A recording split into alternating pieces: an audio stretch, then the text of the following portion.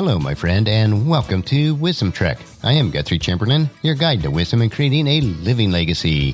Thank you for joining us for our 5-day-per-week wisdom and legacy building podcast. Today is day 681 of our trek, and it is Wisdom Wednesday. Every Wednesday along life's show, we will dig for the nuggets of wisdom that are found in the book of Proverbs. Today, we will explore Proverbs 24 from the Voice translation, which will give us a fresh perspective on this book of timeless wisdom. We are broadcasting from our studios at the Big House in Marietta, Ohio.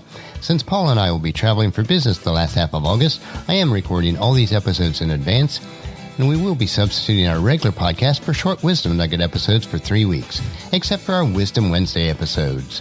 After that, we will return to our regular format. Today is Proverbs 24, and we will learn good words, bad work. The first half of the chapter, verses 1 through 22, contains the final 12 sayings of the 30 sayings of the wise. And the do not theme of chapter 23 continues here. Don't envy, don't lie, and so on. Wisdom is so often measured by self-control. Desire is managed by discipline. Again, the voice of the Father is imploring us to take this seriously. Notice the wisdom of Proverbs is laced with parental care, nurture, and love. The next time the Lord tells you to do not, please remember that it stems from the heart of fatherly love. At verse 23, a new small collection begins called The Wise Also Say. And here are the main ideas in this small collection. Verses 23 through 25, just judgment. Verse 26, good words. Verse 27, good work. Verse 28 and 29, bad words. And verse 30 through 34, bad work. Verses 23 through 25 prepare us to recognize good from bad in both words and work.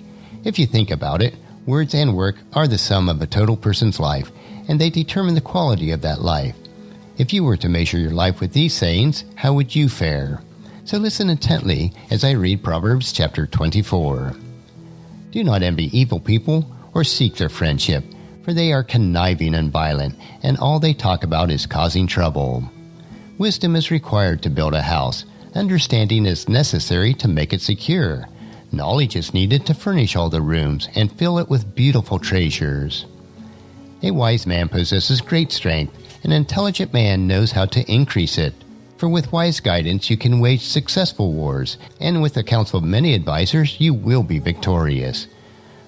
Fools can't grab hold of wisdom. It is out of their reach. They dare not open their mouths in public, for no one would listen anyway. Whoever schemes to carry out evil will be labeled a troublemaker. Such foolish plans are sinful, and the mocker is deplored by all. If you fall during a crisis, then you weren't very strong to begin with. Rescue everyone you can who is being taken away and killed, and hold on to those innocent souls staggering toward their own slaughter.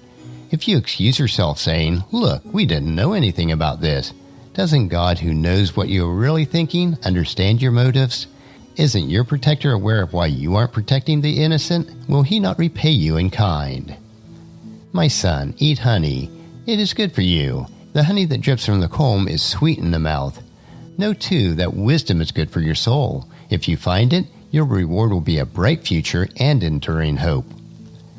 Don't lurk outside the home of the just like a common criminal. Do not tear up the places where he rests. For a good man may fall 7 times and get back up again, but the wicked will stumble around and fall into misfortune. Do not celebrate when your enemy falls, and do not rejoice when they trip up, or else the Eternal will know and be upset with you, and he will release them from his anger. Do not worry when evildoers go unpunished, or be jealous when the wicked seem to prosper. Evil people have no future, and the life of the wicked will be snuffed out like a candle. My son, fear the Eternal and his anointed ruler. It is not wise to associate with those rebelling against them, because disaster can arise from either of them without warning, and who knows what destruction comes from both of them. The wise also say, it is not good for a judge to be partial. When the judge says you are guilty, to the innocent, he will be cursed by all people. He will be hated by nations. But those who reprimand evildoers will be celebrated, and good fortune will come their way. A straight answer is as precious as a kiss on the lips. Complete your outside work and get your fields ready for the next season. After that's done, build your house. Do not testify against your neighbor without reason. Do not give misleading testimony. Do not say, I will do for him what he did to me. I will repay him for what he did. Once I passed the property of a slacker, by the vineyard of a foolish man.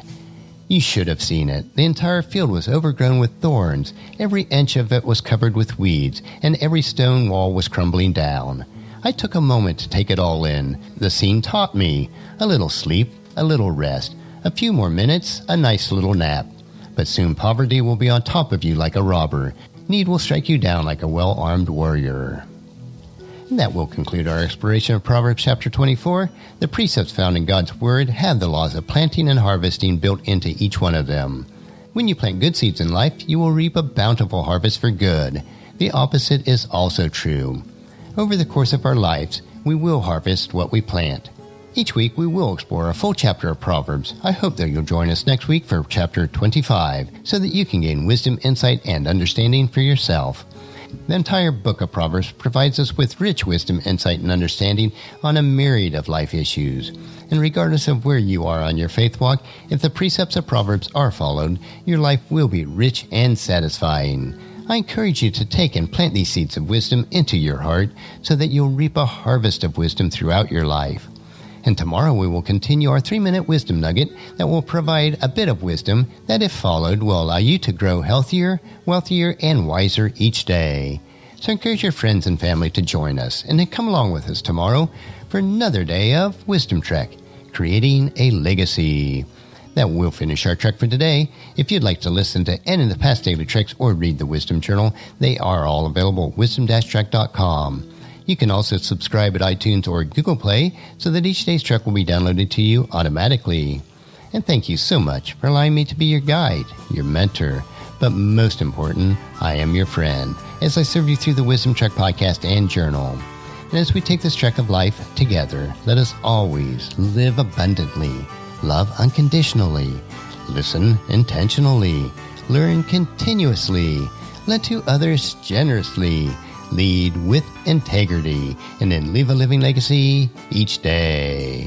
I am Guthrie Chamberlain, reminding you to keep moving forward, enjoy your journey, and then create a great day every day. See you tomorrow.